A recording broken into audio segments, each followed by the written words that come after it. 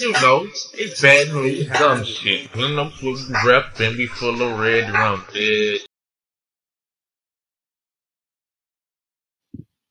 Welcome to that wreck. You already know it's your host PayDae, and everybody loves PayDae like the first and the 15th. But look, renegades, we got to get into this Diddy and Meek Mill party, okay? Diddy, threw a party for Meek Mill, and some of the details in video are surfacing. But before we get into that, y'all make sure y'all hit that like button and feel free to share this video. Take notice as I am speaking that the video in the background is the video from Meek Mill's actual birthday party. Y'all already know that P. Diddy is known for throwing these big, lavish, expensive parties, and this one was no different. He spared no expense when it came to throwing Meek Mill a 27th birthday party, okay?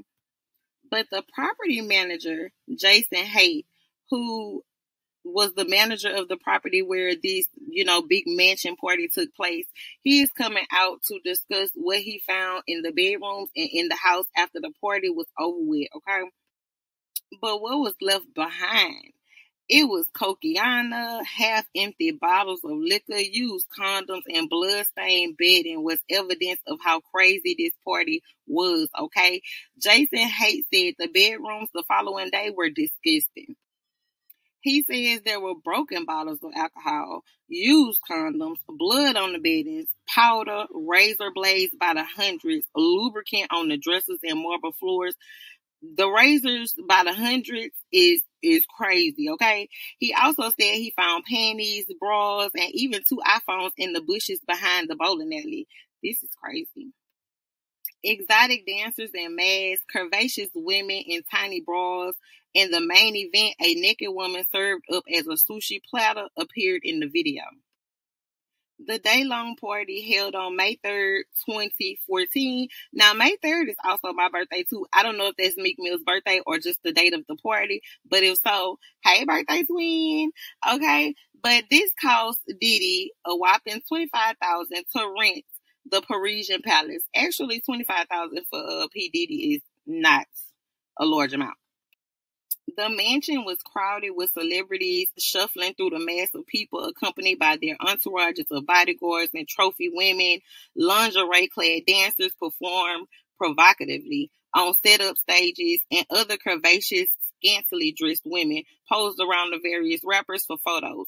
In one scene, a girl was laid out on the table naked with only a tiny piece of clear vinyl covering the front of her body for hygiene purposes.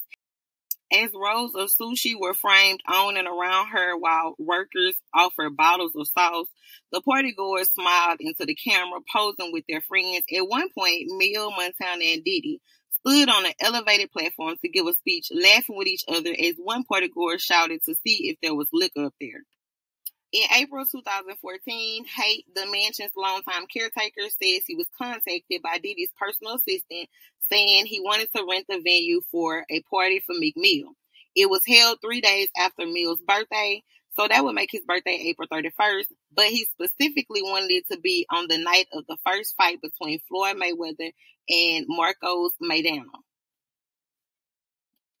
P. Diddy also relayed through his assistants other specific requirements for the property manager. They requested that all interior bedroom door locks were to be ordered new and left unopened for their arrival for security purposes, as they would need to supervise the installation. That is definitely a weird request.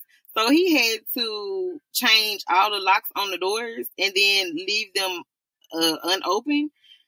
Okay. And both keys were to be given to P. Diddy directly and nobody else.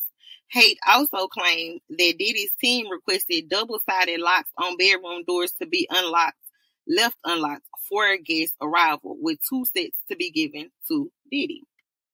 Now, let me tell you what's cringe about that request to me, right? Because P. Diddy is asking for 2 sets of keys for new locks that only he would have access to, right? So that means, allegedly, you would be giving one to the party guests so that they could have privacy, so-called. But then you're keeping the other set of keys so you're able to access the room at any given time. That's cringe.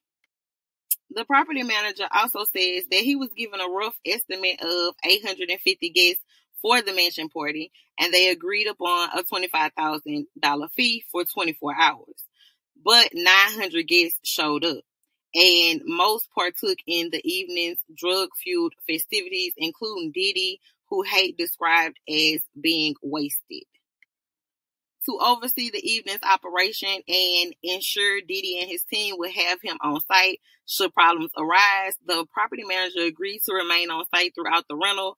He also told them that he had a detached guest house in the rear of the property and that unless they summoned him, he would stay there. He also explained to them that the mansion is a period home, which meant all bedroom doors were solid wood with solid brass mortise-type locks with crystal door handles and skeleton keys.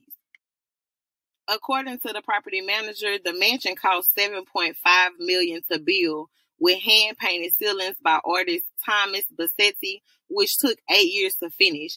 But Diddy's team insisted that cost wasn't a factor and said to include the price of the double-sided locks on the venue fee.